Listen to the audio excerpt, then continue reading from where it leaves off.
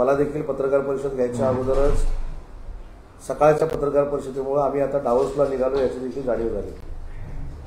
पण मी या पत्रकार परिषदेच्या माध्यमातून महाराष्ट्राच्या जनतेला एक शब्द आणि वचन देतो की 19 तारखेला आल्यानंतर पुढच्या 2 दिवसांमध्ये शासनामार्फत खर्च झालेल्या रुपयाचा हिशोब हा महाराष्ट्रातल्या जनतेला दिला जाईल आणि पुराव्याने दिला जाईल। आजचे आकडे जे आहेत त्याच्याकडे आपण एक मनोरंजन म्हणून बघावं, एक विरंगुळा म्हणून बघावं। आता 3 दिवस हे तुम्हाला देखील रोज रोज मनोरंजन आहे आणि तिकडे चांगले चांगले एमओयू होतील आणि इकडे चांगले एमओयू झाले नाहीत, ते कसे वाईट आहेत हे सांगितलं जाईल या महाराष्ट्रातनं। पण मी आपल्यामार्फत जनतेला सांगतो की हा मुख्यमंत्र्यांचा दौरा हा महाराष्ट्राच्या दृष्टीनं ऐतिहासिक दौरा ठरेल। वेदांता पॉस्कॉन जो आम्ही कधी घालवला नव्हता तो घालवला म्हणून आमच्यावर आरोप झाला, अन्य काही आरोप झाले, पण याच्या पलीकडे जाऊन महाराष्ट्राची उद्योजक बाहेर न आणण्याची ताकद किती आहे हे या डावोसच्या दौऱ्यामधनं सिद्ध होईल। आणि म्हणून ज्यांनी पोलिसांच्या करवी उद्योजकांच्या घराखाली बॉम्ब ठेवले त्यांनी इंडस्ट्री कशी वाढवावी आणि किती लोकांचं शिष्टमंडळ घेऊन जावं याचं आम्हाला मार्गदर्शन करण्याची आवश्यकता नाही। MIDCचं 14 लोकांचं शिष्टमंडळ आहे, MMRDAचं 5 लोकांचं शिष्टमंडळ आहे आणि बाकी लोक जी गेलेली आहेत। आजही जाहीरपणानं सांगतो की हा कार्यक्रम त्या ठिकाणी चांगला व्हावा यासाठी 3 लोकांचं शिष्टमंडळ हे स्वतःच्या खर्चानं आजही तिथे गेलंय। काय ऑब्जेक्शन असण्याचं कारण आहे? ऑब्जेक्शन हे असू शकतं की ज्यांनी कधीही स्वतःच्या खिशातनं पैसे काढलेले नाही त्यांना कदाचित हे अप्रूप असावं। त्याच्यामुळे मला असं वाटतं की महाराष्ट्राचं नाव हे देशाच्या पातळीवर जगाच्या पातळीवर मोठं करण्यासाठी महाराष्ट्र शासन स्वतःच्या खिशातनं जर काही लोक जर खर्च करत असतील तर त्याच्यावर ऑब्जेक्शन असण्याचं काही कारण नाही। आज खासदारांचं आणि माजी खासदारांचं काहीतरी तिथं गेलेत असं देखील पत्रकार परिषदेतनं मी बघितलं, ऐकलं।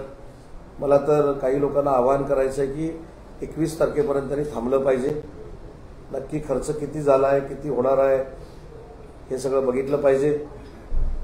आम्ही माहिती दिल्यानंतर परत ते माहितीच्या अधिकारामध्ये जातील, ते परत पत्र देतील, परत एक माहिती काढतील। या सगळ्या माहिती काढल्यानंतर महाराष्ट्राच्या जनतेच्या लक्षात येईल यावेळेचा डावोसचा दौरा हा कमी पैशामध्ये झालेला आहे। शिष्टमंडळ जरी मोठं असलं तरी देखील MMRDA देखील त्या ठिकाणी MOU करणार आहे, उद्योग विभाग त्या ठिकाणी MOU करणार आहे आणि जे आम्हाला मदत करायला त्या ठिकाणी स्वतःच्या खर्चानं गेलेले आहेत त्याच्यावर कोणाचं ऑब्जेक्शन असण्याचं काही कारण नाही। एकही रुपयाचा अपव्यय होणार नाही याची हमी उद्योगमंत्री म्हणून मी महाराष्ट्राच्या जनतेला देतो आणि येताना डावोसमध्ये ऐतिहासिक MOU करून मुख्यमंत्री परततील हा देखील विश्वास उद्योगमंत्री या नात्याने देतो। कारण शेवटी उद्योजकांना देखील वातावरण चांगलं लागतं।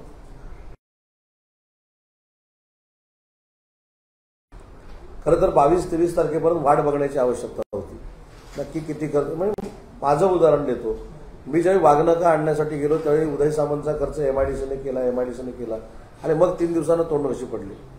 मी जातानाच मुद्दाम माझ्या वडिलांच्या खात्यातनं ते पैसे भरलेले होते, पण आल्यानंतर मला सांगता येईल की माझ्या बापाच्या पैशाने गेलो होतो, त्याच्यामुळे मी ऑलरेडी ते पैसे घेऊन गेलो होतो। त्यामुळे जरा 21 तारखेपर्यंत अजून थांबावं, जनतेची दिशाभूल करणं सोडावं आणि 21 तारखेला आम्ही ज्यावेळी आकडेवारी देऊ किती MOU झालेले आहेत, किती खर्च झालेला आहे, किती लोक होती, 70 लोक होती की 50 होती की 40 होती, 10 होती की 5 होती, हे पुराव्यानिशी ज्यावेळी सिद्ध होईल त्यावेळी मला असं वाटतं की या पत्रकार परिषदेला कुठं अर्थ आहे असं होईल। जाताना कोणी अपशकन करू नये। महाराष्ट्राच्या उद्धारासाठी, महाराष्ट्राच्या युवा पिढीला रोजगार देण्यासाठी मुख्यमंत्री एकनाथ शिंदेजी, देवेंद्रजी आणि अजितदादा जे प्रयत्न करतायत ते अतिशय मोठे आहेत आणि त्या प्रयत्नाला समर्थन या सगळ्या लोकांनी केलं पाहिजे ही माझी प्रामाणिकपणाची भावना आहे। आणि म्हणून आजची पत्रकार परिषद ही एवढ्यासाठीच होती की उद्यापासून डावोसला जे वर्ल्ड इकॉनॉमिक फोरम सुरू होतंय याच्यामध्ये महाराष्ट्र उद्योग क्षेत्रातला एक ऐतिहासिक ठसा उमटवेल, आगळा वेगळा ठसा उमटवेल आणि जे कोण पत्रकार परिषद घेत आहेत ते शांत होतील असं माझं उद्योगमंत्री म्हणून मत आहे। आणि आपल्याला देखील विनंती करायची आहे की आपल्याला देखील आल्यानंतर ज्याला आपण रुपयाचा हिशोब असं म्हणतो तो सगळ्याचा सगळा हिशोब MMRDAचा आणि MIDCचा हा दिला जाईल, हा उद्योग मंत्री म्हणून माझा शब्द आहे, माझं वचन आहे. 2019-20 असा दौरा झाला होता. उद्योग खात्यामध्ये तेव्हाच्या प्रवासाच्या काही नोंदी किंवा हिशोब काही मांडलेला आहे का? तेव्हाच्या खर्चाच्या काही नोंदी आहेत? हे खरं तुम्ही पत्रकार परिषदेमध्ये विचारलं पाहिजे. जे पत्रकार परिषद घेतात त्यांना आपण विचारलं पाहिजे की उद्योग मंत्री दावोसला जात असताना ऊर्जा मंत्री का गेले, ऊर्जा मंत्री जात असताना पर्यटन मंत्री का गेले, पर्यटन मंत्री जात असताना त्यांचे OSD का गेले, त्यांचा OSD जात असताना त्यांचा प्रायव्हेट OSD का गेला. मला असं वाटतं की त्याच्यावर मला अजिबात टीका करायची नाही. त्यावेळी त्यांना वाटलं म्हणून ते घेऊन गेले, त्यांना झेपेल त्यांनी MOU केले. पण त्यातला जो नितीन राऊत साहेबांना घेऊन गेलेला जो 50,000 कोटीचा MOU होता तो अजून शोधून सापडत नाही. तो इंडस्ट्रियलिस्ट पण सापडत नाही आणि तो MOU पण सापडत नाही. तर असे काय आम्ही MOU केले नाहीत. मागच्या वर्षी 1,37,000 कोटीचे आम्ही MOU केले. त्याच्यातल्या 83% MOUंची आम्ही अंमलबजावणी केलेली आहे आणि आज देखील काही आकडेवारी आलेली आहेत.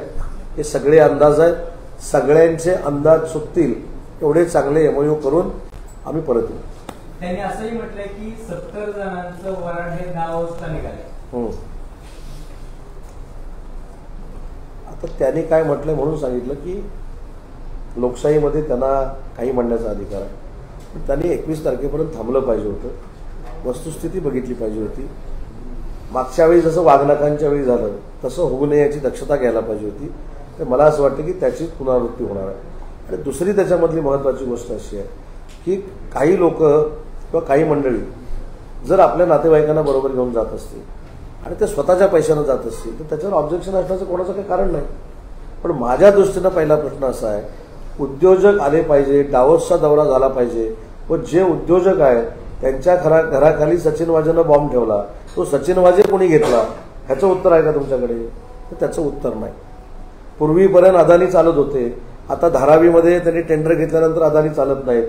पण अदानी त्यांना चालत नाहीत, त्यांच्या विरोधात मोर्चा निघतो आणि तेच अदानी शरद पवार साहेबांना जाऊन भेटतात. हे नक्की हे काय आहे? ही संभ्रमावस्था आहे. त्याच्यामुळे आमच्या दौऱ्याचं क्लॅरिफिकेशन आम्ही नक्की आल्यानंतर देऊ आणि जे गेलेत ज्यांच्यावर शासनाचा खर्च झालाय त्या खर्चाची इत्थंभूत माहिती देऊ. पण जे शिष्टमंडळ आज देखील दावोसमध्ये आम्हाला मदत करायला गेलेलं आहे त्याच्यामध्ये नावं पाहिजे ती देखील मी आपल्याला पाहिजे देईल. स्वतःच्या खर्चाने गेले, त्यांनी का जाऊ नये? त्यांची स्वतःच्या पैशानं जायची दानत आहे. आता माजी खासदारांबद्दल म्हणजे कदाचित मला असं वाटतं मिलिंद देवरांबद्दल ते बोलले असतील. अक्षरशः दुर्दैवीपणा आहे. मी माहितीसाठी सांगतो की हे वर्ल्ड इकॉनॉमिक फोरम ज्यावेळी सुरू झालं, ज्यांनी सुरू केलं त्यांचे आणि मुरली देवरा साहेबांचे अतिशय घनिष्ठ संबंध होते. मिलिंद देवरा हे काय आजच फॉरेन टूर करत नाहीये, आजच परदेशामध्ये जात नाही. मिलिंद देवरा महाराष्ट्रातल्या सगळ्यात जास्त पॉलिटिकल लीडरमध्ये एक टॅलेंट म्हणून परदेशामध्ये गेलेले खासदार आणि माजी मंत्री होते. याचा अभ्यास काही लोकांनी करावा. काल परत मिलिंद देवरा ज्यावेळी तुमच्याबरोबर होते त्यावेळी ते चांगले होते, आज शिंदे साहेबांबरोबर आले ते वाईट झाले. ही प्रवृत्ती काही लोकांनी सोडली पाहिजे. त्याच्यामुळे जे प्रायव्हेट जात आहेत ते प्रायव्हेट खर्चानं स्वतःच्या खर्चानं जात आहेत. पण पत्रकार परिषदेतली एक गंमत मला आवडली की त्याच्यामध्ये हल्ली कॉमा असतो. मी जर बघितलं असेल तर सरकारी खर्चानं जात आहेत पण काही लोक स्वतःच्या खर्चानं पण गेले असतील. हे कशामुळे व्हायला लागलं तर ते वाघनाखामुळे व्हायला लागलं. त्याच्यामुळे जे स्वतःच्या खर्चानं जात आहेत ते त्यांचे अकाउंट नंबरपासून तुमच्याकडे देतील आणि जे शासनाच्या खर्चानं जात आहेत त्याचा इत्थंभूत खर्च उद्योग मंत्री म्हणून मी महाराष्ट्राच्या जनतेसमोर ठेवेन. सावंत साहेब, एकूण डेलिगेशन हे किती लोकांचं आहे? त्यामध्ये किती लोक आहेत? म्हणजे त्यांनी आरोप केला 40-70 लोकांचा. आपलं काय मत आहे यावर? किती लोकांचं? मी आपल्याला वाचून दाखवतो. MIDCचं जे आहे त्याच्यामध्ये माननीय मुख्यमंत्री, माननीय उद्योग मंत्री भूषण गगराणीजी, ब्रिजेश सिंगजी, म्हणजे भूषण गगराणी कोण आपल्याला सगळ्यांना माहिती आहेत, ब्रिजेश सिंग कोण आहेत आपल्याला माहिती आहेत, हर्षदीप कांबळे कोण आपल्याला माहिती आहेत, विपिन शर्मा कोण आहेत आपल्याला माहिती आहेत, राजेश कोवळे जे सरकारी OSD त्यांचे आहेत, त्याच्यानंतर विकास सूर्यवंशी आहेत, पाटणे आहेत, आनंद माडिया आहेत जे CMOमध्ये काम करतात, त्याच्यानंतर साहेबांचे PA आहेत ते असलेच पाहिजे, त्याच्यावर कोणाचं ऑब्जेक्शन असतं कामा नये. नितीन लालसरे 14 लोकांचं शिष्टमंडळ हे MIDC मार्फत आहे आणि MMRDAचं 5 लोकांचं शिष्टमंडळ आहे. पण MMRDAचा खर्च हा 3,85,00,000 रुपये हे MMRDA करते, जे आज काय भरपूर असं काय काय सांगितलं गेलं. त्याचे डॉक्युमेंट्स ते देतील, माझ्या माध्यमातून देतील. आणि आमचा जो खर्च आहे तो मी जरा सस्पेन्स ठेवतो, म्हणजे 3 दिवस आपल्याला चांगल्या बातमी महाराष्ट्रातून मिळतील, चांगल्या प्रेस कॉन्फरन्स होतील. मी आल्यानंतर आम्ही ॲक्च्युअली खर्च किती केला आहे, पण तो 34 कोटी नाही.